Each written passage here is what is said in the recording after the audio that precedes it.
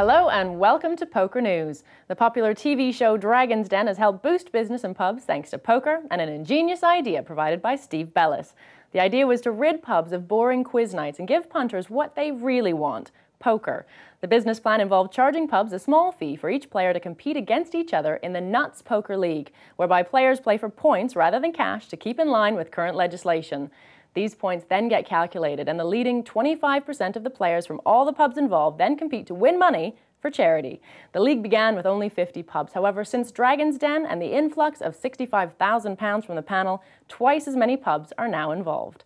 According to Steve Bellis, it's gone absolutely bananas. I would never have believed that TV could be so powerful. This year we'll see a change in the law. Poker games in pubs will be able to entice players with cash prizes, and the amount of money each person can spend per night will be capped. According to founder Steve, this is great news.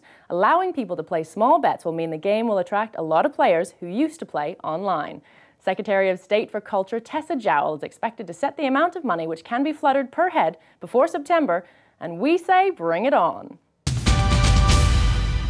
America may have once been the holy grail of poker life. However, there are two events which are set to get the players excited, and these are the Aussie Millions, which take place throughout January, and the first major poker event in India, namely the inaugural Asian Poker Classic. The prestigious Aussie Millions began on the 6th of January and will be holding no less than 13 tournaments. The event has attracted some huge poker stars such as Joe Hatcham, Phil Ivey, Chris Ferguson, Howard Lederer, Gus Hansen, Antonio Esfandiari, Roland DeWolf, to name but a few. The final table begins on Sunday the 14th of January, and if you fancy flying out there and pitting your poker wits against the best, the buy-in is £10,500. If not, Poker News will endeavour to ensure we keep you up to date. Furthermore, by logging on to www.pokerzone.tv, you can get up-to-date information from our trusty blogger, Will East. However, if the Pearl of the Orient is more your cup of tea, the $1 million Asian Poker Classic located at the party state, Goa, is beginning on the 1st of March until the 5th. It's India's first major poker tournament and is predicted to attract lots of big pros. According to the tournament director, Thomas Kremser, this will be one of the biggest events anywhere in the world. But hang on, don't all tournament directors say this? We all have poker players we enjoy watching on TV, but who do you rate as your favourite player? Phil Ivey, just because of his success, his professionalism, the way he plays. I admire a lot about him as a person, and I just think he's good at what he does. And I'd love to be somewhere near him, I think, in about a year's time. TJ Klute is an incredible player. Daniel Negreanu. Stu and Go. People like Devilfish and Phil Helmuth, and you know, they're really entertaining to watch, and they're very, very good players. Johnny Chan, because I like him, he's a good player. I think tournament-wise, it would be Negreanu. My favourite players are Ben Sonic and Thomas, just because